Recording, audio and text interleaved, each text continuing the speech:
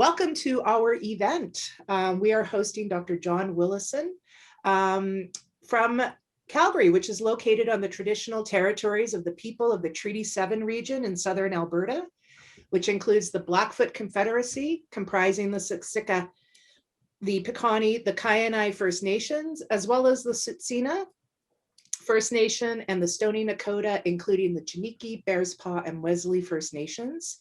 The city of Calgary is also home to the Métis Nation of Alberta, Region 3. Thank you very much for coming to our event. And thank you to our partners. We've partnered up with a couple of other units from across campus to make this happen. The Cummings School of Medicine, the Office of the Vice Provost Research, and the Workland School of Education. Thank you to our three partners for the logistics and for brainstorming what a session might look like at UCalgary. Very happy to be working with you. And a special note to the Taylor Institute for their ongoing support of EL initiatives. Without the Taylor Institute for Teaching and Learning, we wouldn't be here. So thank you so much for your ongoing support of our work that we do. Some housekeeping stuff. Please, this session is in two parts. The first part is a keynote, 45 minutes. We will then take a 15-minute break and we will come back for the interactive session.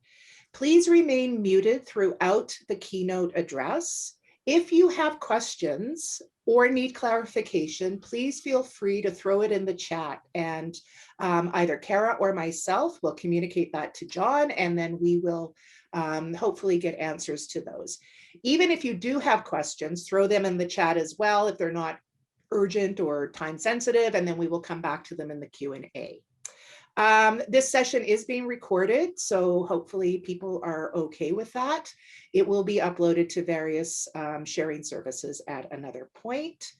I think that is it from my end. I really do want to just hand this over to Kara Loy, our educational development consultant, who's going to provide the introduction to Dr. John Willison. So Kara, would you like to take it away? Thank you, Lisa.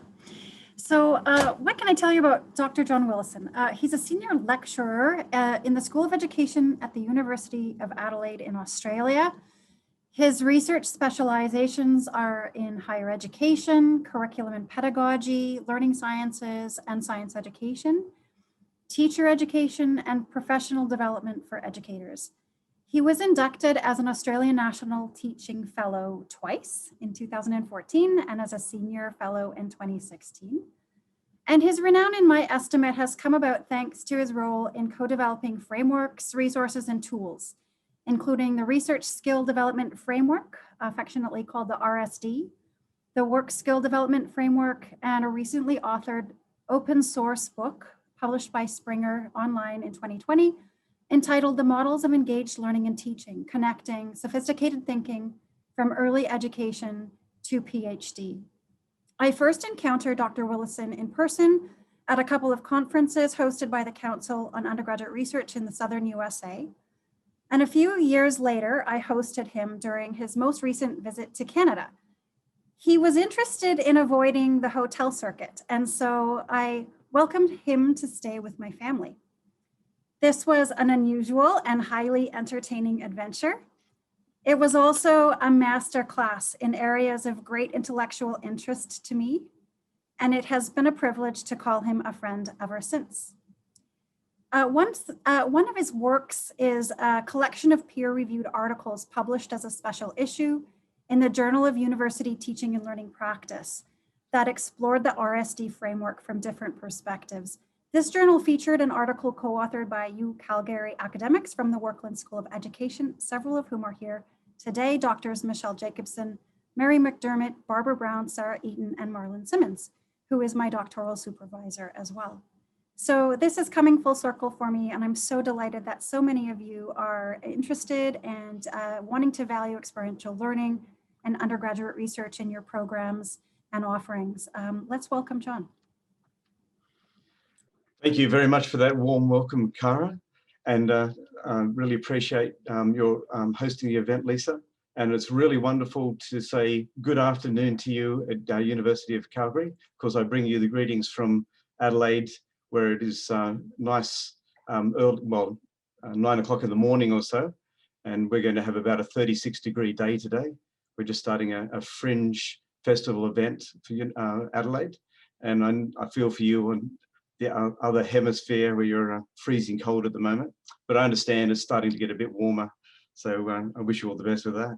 So we're going to focus on research and experiential learning, and think about focusing strategies for course and program implementation, particularly thinking about the students and how they can focus on what are the raft of skills they're learning. If you come at it under an umbrella of research, what are the skills in that sort of context? And what are the skills in experiential learning? How broad is that? What's going on? And how can we connect those so that students see the sophisticated learning that's happening in all of them and seeing their own skill set mature and develop? So if you haven't been to the web link I've got there, I've got instructions, no rush, because there's instructions for the breakout sessions later on in the second half of this time. But you can go there. The link was in chat right at the top. So you can just click on that and access the instructions for those sessions later on. So let's get straight into it. So basically, as you know, here I am situated in Adelaide. Adelaide is a coastal city of Australia, as all of Australia's big cities are. And last year we had a Festival by the Sea and all these great artworks. And I was really particularly taken by this particular artwork. And the artist called it the escape, and talking about how when the conditions are right, we could choose to voyage off. And it doesn't matter where we go or why, it's the journey to somewhere else, maybe better, maybe not. That's the important part of the escape. And it got me thinking about experiential learning and that experiences. And often the experiences aren't always positive and better. There's some rough seas and sometimes some sharks. And that goes for research too, those road bumps that we hit as researchers and that students hit that can make the seas quite problematic and quite difficult. And I thought the artist here, Warren Pickering, was focusing on kind of calm seas, but I did notice that he's talking about sailing out and yet has got oars. So there's a lot of hard work in the journeys that we expect students to undertake in research-based learning and experiential learning. There's the hard yards. Now, there's also an irony here, because here we are set on a beach not too far from my own house in Adelaide.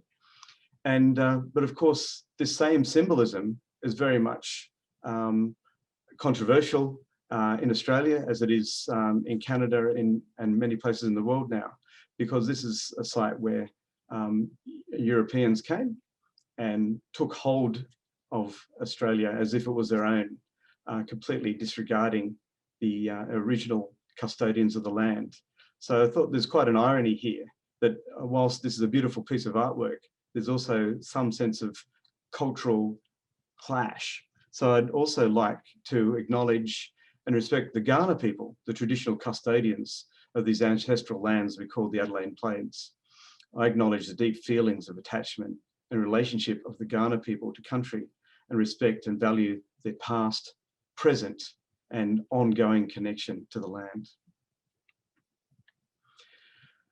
So we're thinking about focusing strategies.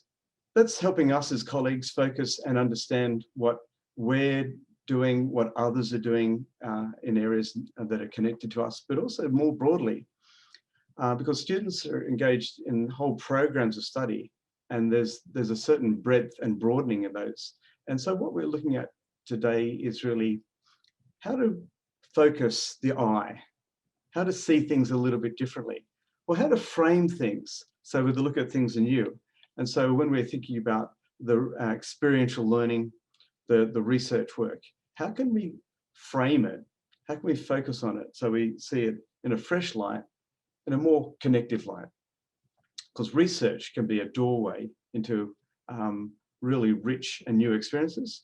And obviously experiential learning provides that wonderful set of experiences. The question is, do students see the sophisticated thinking skill sets that are developing in research learning and in experiential learning?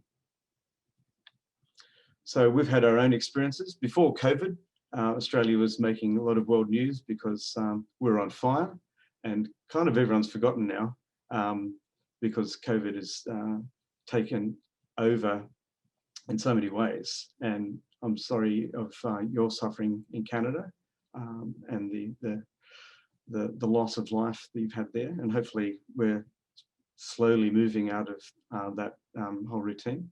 But we've had in Australia, our own traumatic experiences, and as a nation, we're trying to learn from those.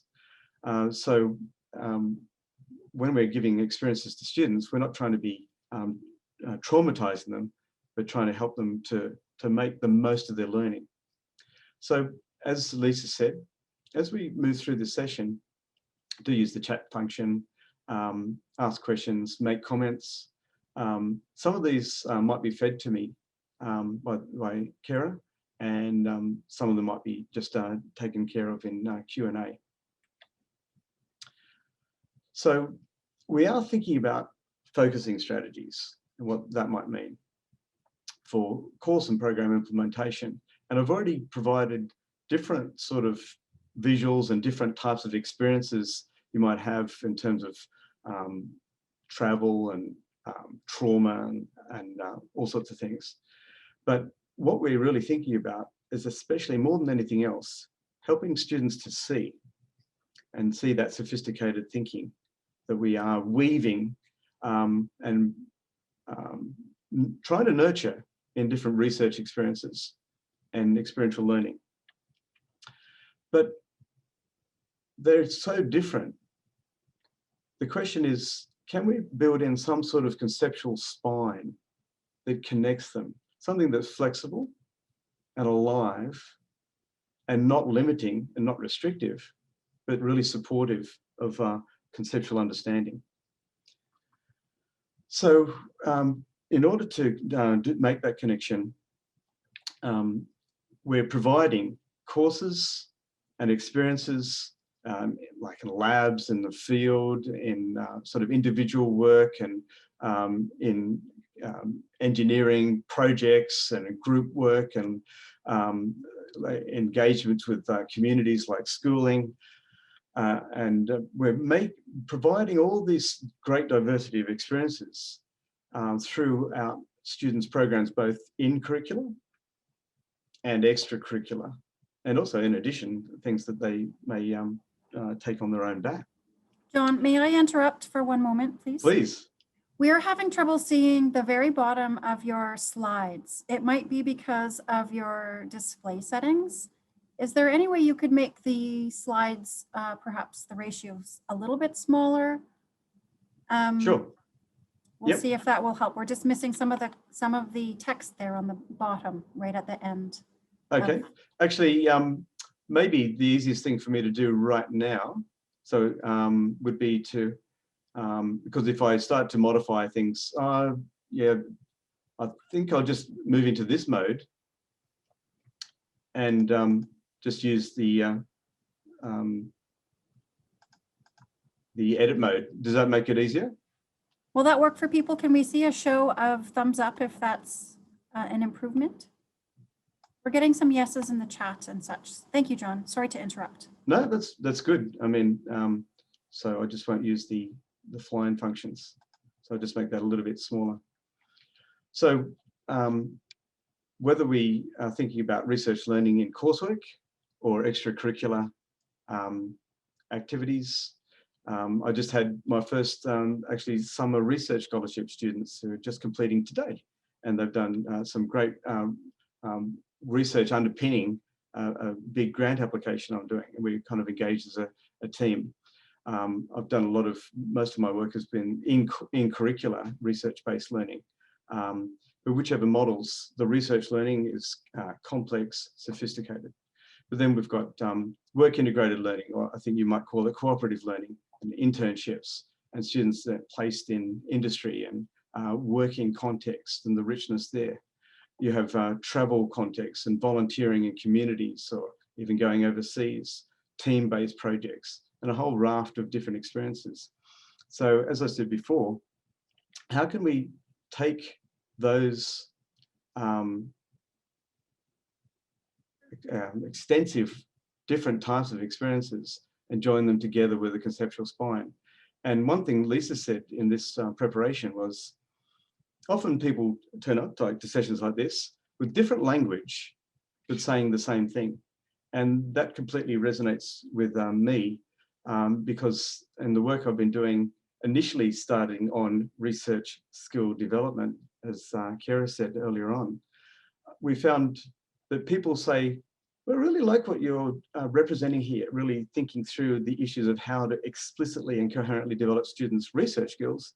But I'm in a work integrated learning context. Students going to employers, they're not going to use research terminology at all."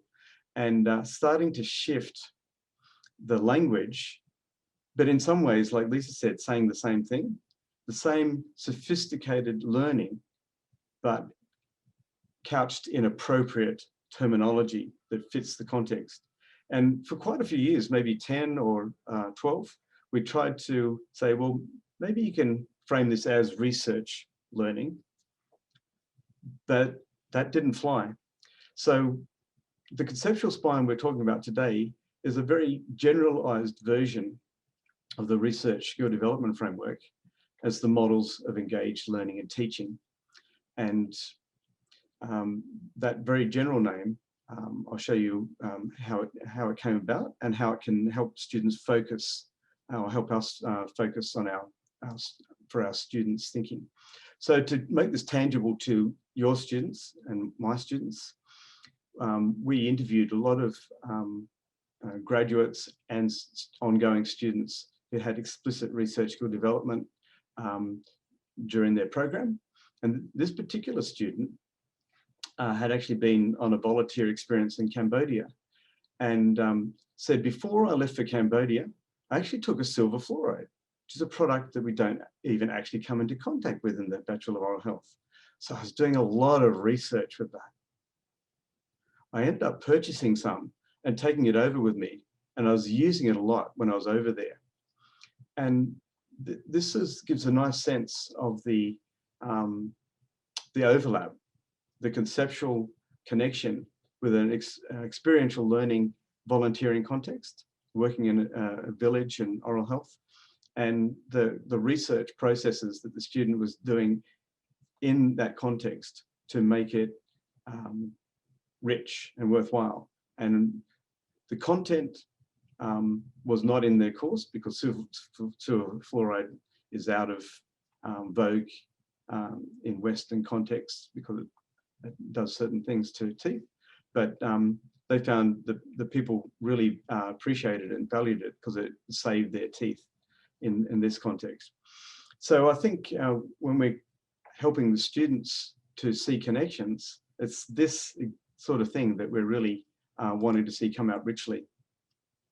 So the original framework is, well, this version of it is very text dense, very colorful, but to what we've seen, I'll outline some of the key features of that, but this is just a visual grab to give you a sense of what the A version of the framework looks like. But what's important for us today is that we've seen many adaptations. So in the work integrated learning context of cooperative learning, a colleague from James Cook University up in our tropics said, love this framework, doesn't talk into the language of employment. So can I shift the language, but keep the core elements the same? And we call those core elements the facets of learning. They're on the left-hand side. And there's one other major element, which is considering student learning autonomy. So in the work integrated learning context,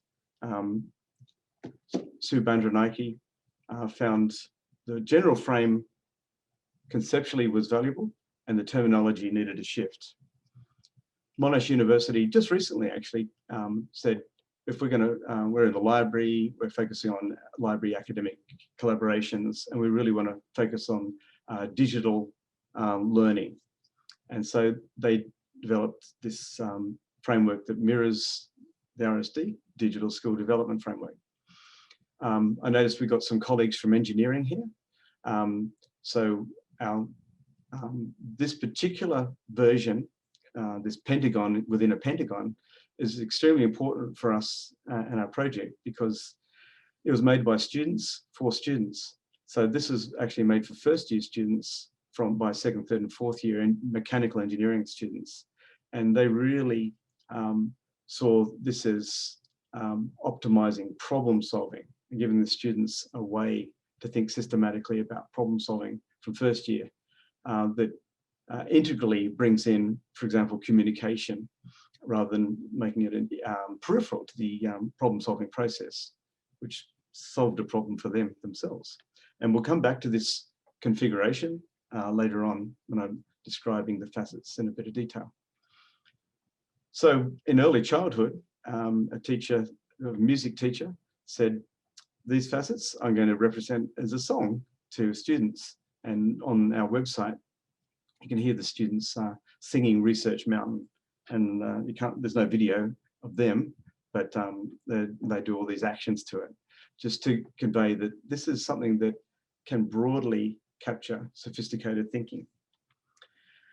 And a fantastic framework from University of South Pacific, they developed a model called Italy, and that's based on weaving a Pacific Island mat and having that cultural awareness and cultural sensitivity to how you might pitch and frame this and what where students' own world backgrounds and world views may see this. And so that's a very process-orientated description of a process, actually. That's wonderful. For those in education, we've got colleagues from a Queensland university who use this in teacher education and thinking about becoming a teacher and going on placements and reflecting back and thinking of these 6 facets of sophisticated thinking in the teaching student context. And colleagues in oral health developed a clinical reflective skills framework to capture clinical reflection in their work with patients.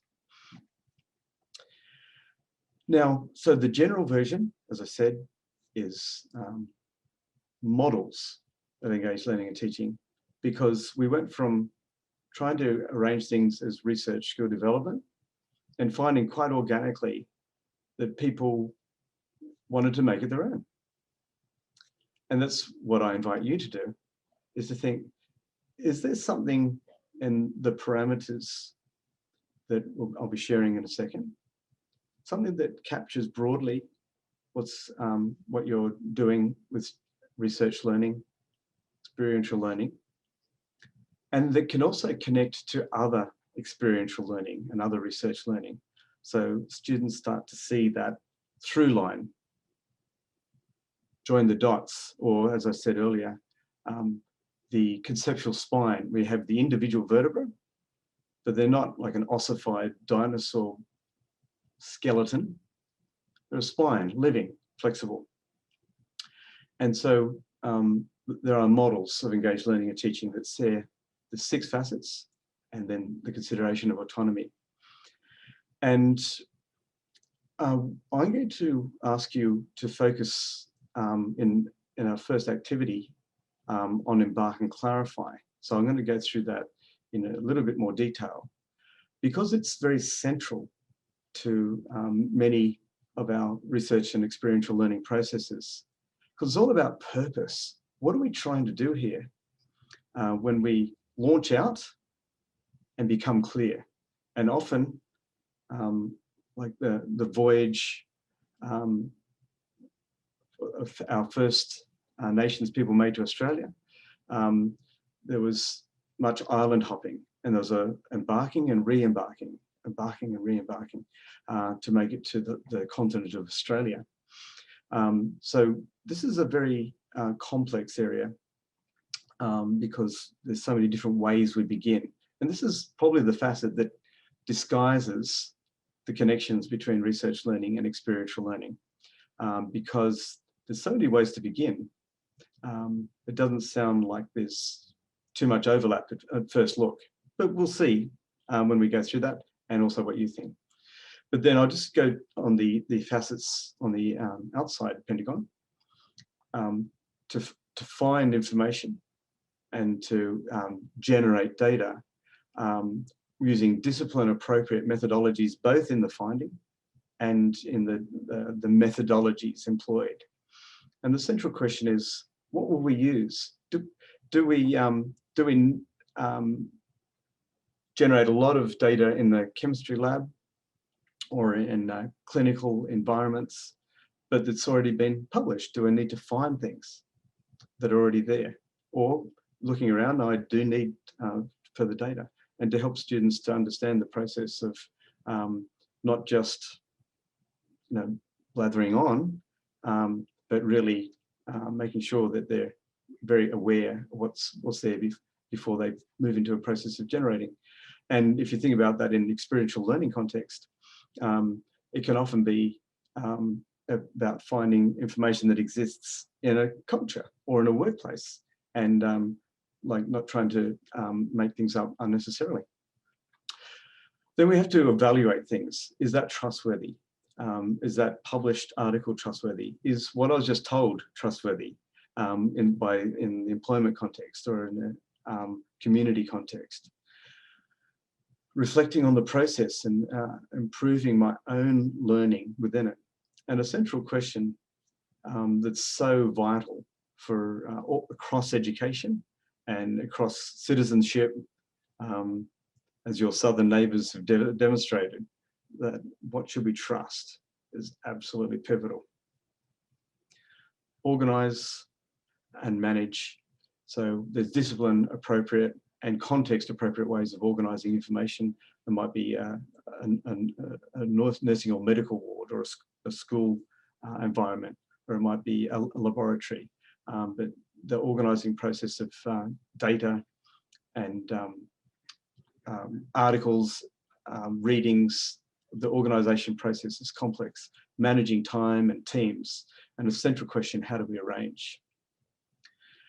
Then the big one, analysis and construct. What does it mean? So we've just got all this stuff. I'm just spending time engaging in our community, but what's going on here? What does it all mean? What does it mean for me? What does it mean for the people? What is it if I'm doing the research? What are the themes? What are the trends?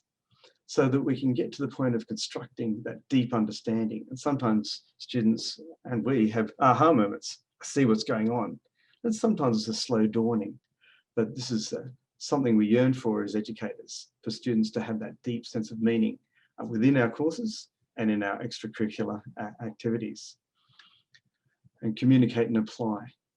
Not an end on, although we often assess communication products and applications, but something that's a process from beginning to end. And often the first thing we do is communicate.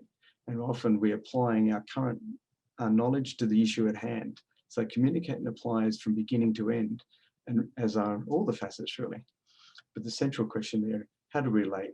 How do we relate to each other, to audiences, and how do we relate what I know into these contexts? So that gives you a very broad sense of the 6 facets. Now, I'm going to do the Embark and Clarify in a little bit more detail, but just to outline the other element of MELT, it concerns student learning autonomy. And just to keep that simple for today, because we won't have time to deal with that, it's all about, in one context, in our context for educators, we think about it in terms of our guidance. How much structure do we provide? And the original versions, and those of you who know the RSD will know it's got things to do with prescribed, bounded, scaffolded, open-ended, and unbounded, as in terms of how much guidance, from a lot of guidance to very little. But if we think about it from the student perspective and their learning autonomy. At the lowest level, students are emulating. And I said the lowest level, but that's wrong. I would correct myself. In terms of autonomy, their emulation is absolutely important. They learn the discipline ways of doing things, or the context-sensitive ways of doing things. It's not the lowest level because we're often coming back to a point of really needing to learn new things and to emulate in many new contexts. So it's not a starting point, but it's often coming back around. But, because I'm in this mode, I better move this. There we go. Students improvise is increased amount of learning autonomy, where they're actually rattling around within certain parameters or starting to push the boundaries and saying, this is exactly where we're sitting, but I'm going to do things that really ad lib and work within that context. So we might, for example, provide scaffolding that students fill in a lot of the details and which are not apparent at all. And then with highest level of autonomy in this framework, the students initiate, they drive the research questions, they drive the community that they engage with, like who to engage with. They determine in collaboration with the community what needs to be, what type of project might be happening. So in many different ways, students driving the methodology, students determining the audience and the communication structures. So autonomy is a very central question to education. It's something that we do without thinking about it. But as soon as we're thinking about how much structure and guidance, we're thinking about the flip side of the coin of autonomy. And I think of it as tidal. So not low is bad and high is good, just moving back and forth with the ebb and flow. Sometimes more autonomy is needed. We really need to foster that in students, and sometimes they need more guidance, more structure, but to be ready to emulate. So, and just so you can see that in a different version, the ways of it's being represented are not the crucial thing. It's just that question of how much learning autonomy, how much guidance. Now, I'm going to ask you to do an adaptation of MELT, but specifically that first facet of Embark and Clarify. And as I said, it's central because it's all about becoming clear of purpose, but it's not the first facet. You don't become clear and then just do it. And do everything else, all the other facets come out. It's embark and re-embark, clarify and re-clarify. And often posing a research question is such a challenging thing. Determining the problem is so hard. Determining what do these people need? Are they patients? Are they community? So this is just some examples of verb-orientated ways and a few question ways of thinking about how to embark. Ask and clarify, ask questions, define problem, clarify need, determine aim, specify project, hypothesize, question, critique, determine topic, frame question or frame problem, frame need. What is my question? What is my goal? These are just the sort of things that other audiences have said for Embark and Clarify.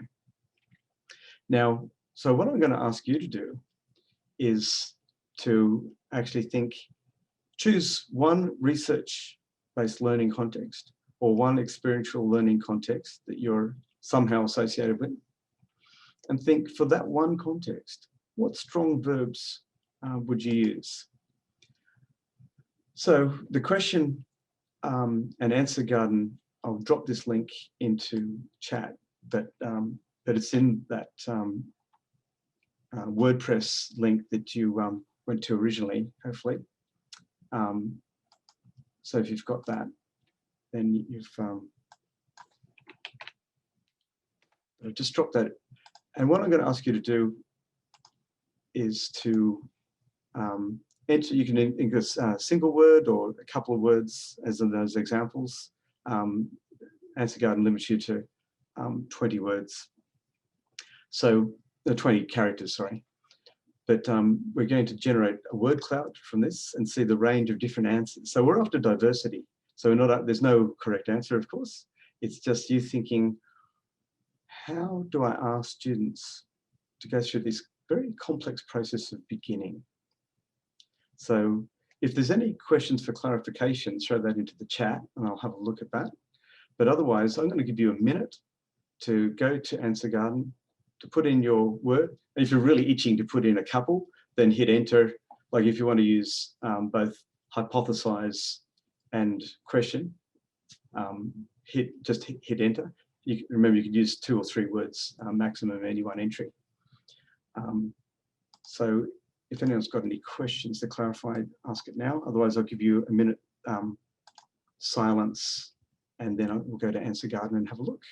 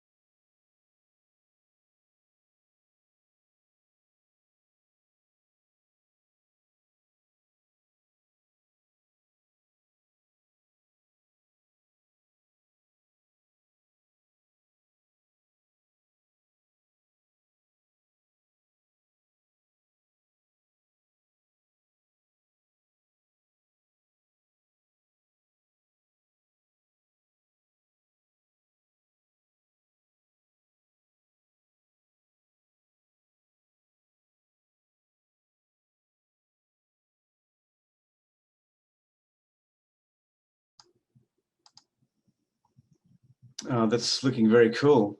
Already, we've got big moves on Explore. I love that because it's so positive and it's almost passionate in a way, impelling. Absolutely fantastic. Let me just refresh again. Oh, okay. And so really interesting, kind of reflect on the process as a starting point. And that's very interesting. I'm just reflecting on that. I wouldn't mind hearing from one person or two who actually put in reflect to give us your sense, because I've got my own ideas, but I'd love to hear, would anyone who typed in reflect be willing to talk to us? Just hit your mic on and tell us what you're thinking for reflect. I'd love to hear that. Or text chat, but hearing you would be great.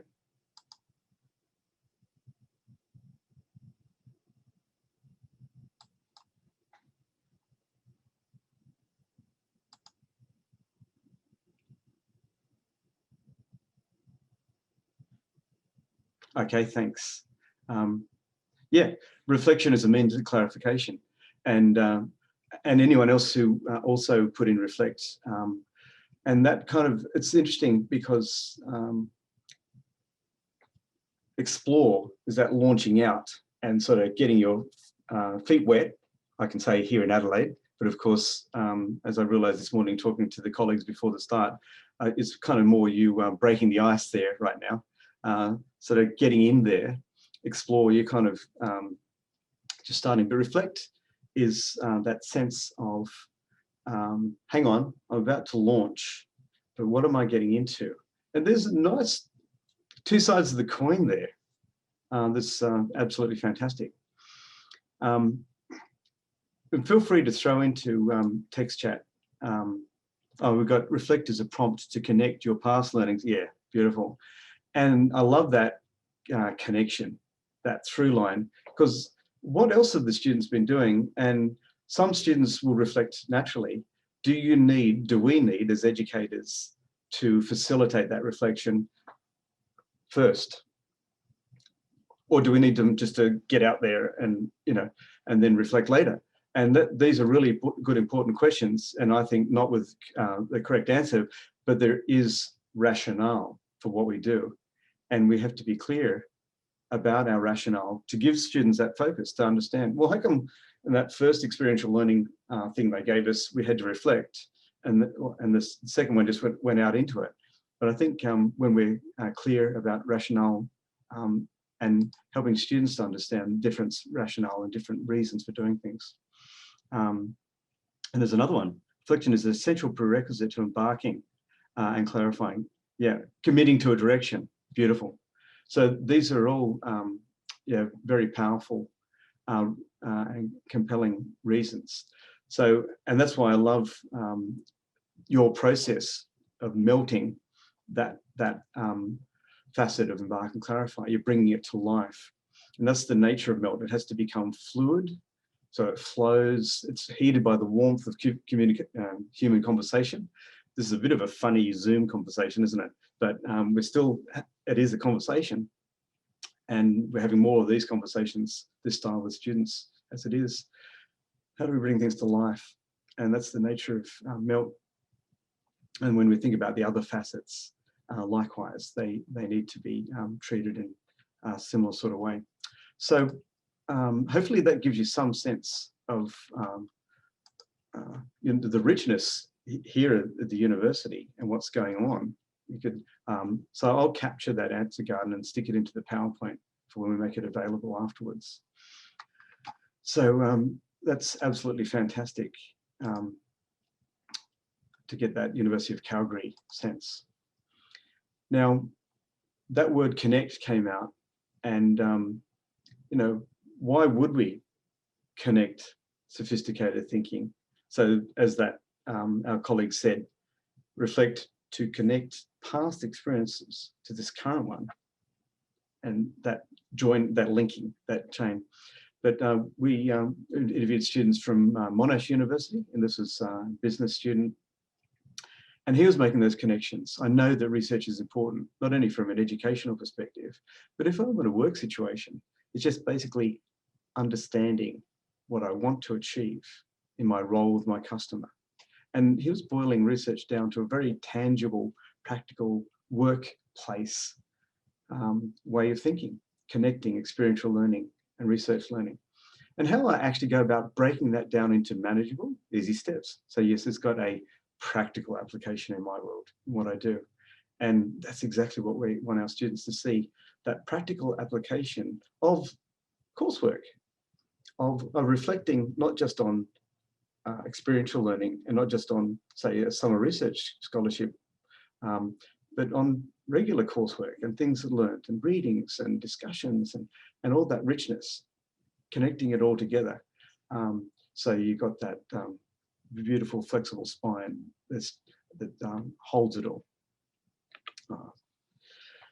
So what we're really thinking about taking those shared, repeated set of sophisticated experiences, including research learning, and unearthing the sophisticated thinking that is articulated in legitimately different ways, but trying to frame it in a similar way.